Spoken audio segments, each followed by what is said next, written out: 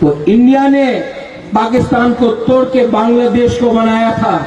India के पास इतना power है कि बांग्लादेश को तोड़कर एक अलग देश बनाए। ছাত্র জনতার গণবিপ্লবের মুখে সাবেক প্রধানমন্ত্রী শেখ হাসিনা ক্ষমতাচ্যুত হওয়ার পর থেকে বিপাকে রয়েছে পার্শ্ববর্তী দেশ ভারত। আঞ্চলিক শক্তির কেন্দ্র এই দেশটিতে সৃষ্টি হয়েছে কূটনৈতিক সংকটও। তার উপর ভারতের অভ্যন্তরে চলা নানা সহিংসতার ঘটনায় বারবার আলোচনায় আসছে বাংলাদেশ। এমন পরিস্থিতিতে বসে নেই ভারতও।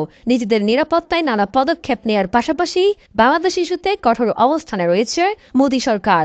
এর মধ্যে সীমান্তে অনুপ্রবেশ ইস্যুতে বাংলাদেশিদের ক্ষতিকর বলেও অভিহিত করেছেন ভারতের এই সরকার প্রধান। देसी और रोहिंग्या घुसपैठियों के साथ खड़े हैं। ये घुसपैठिए और कट्टरपंथी শুধু প্রধানমন্ত্রী মোদী নয়, ভারতের কেন্দ্রীয় স্বরাষ্ট্রমন্ত্রী অমিত শাহ কয়েকদিন আগে বাংলাদেশে অনুপ্রবেশকারীদের উল্টো করে ঝুলিয়ে শায়েস্তা করার হুমকি দেন। যদিও পরে এই বক্তব্যের করা প্রতিবাদ জানায় বাংলাদেশ। তাই সবাই আশা করেছিল হয়তো ভারতীয় নেতারা এবার লাগাম টানবেন। एक बार झारखंड सरकार बदल दीजिए, रोहिंग्या और बांग्लादेशी घुसपैठियों को चुन चुन कर झारखंड के बाहर भेजने का काम भारतीय जनता पार्टी करेगी।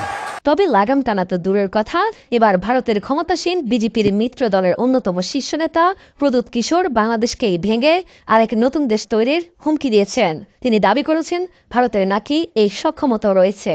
हमको चैलेंज करेगा तो इंडिया ने पाकिस्तान को तोड़ के बांग्लादेश को बनाया था और आज भी इंडिया के पास इतना पावर है कि बांग्लादेश को तोड़कर एक अलग देश बनाए।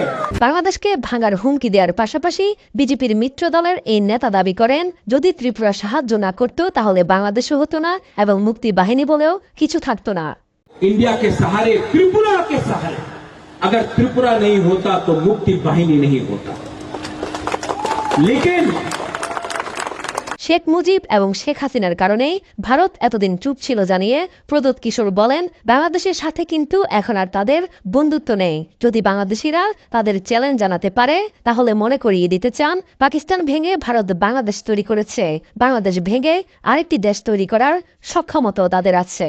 हम चुप रहे क्योंकि शेख हसीना मुजीबुर रहमान हमारा हिंदुस्तान का दोस्त था, इसके लिए हम चुप रहे। लेकिन अब दोस्त बांग्लादेश छोड़कर चला गया है।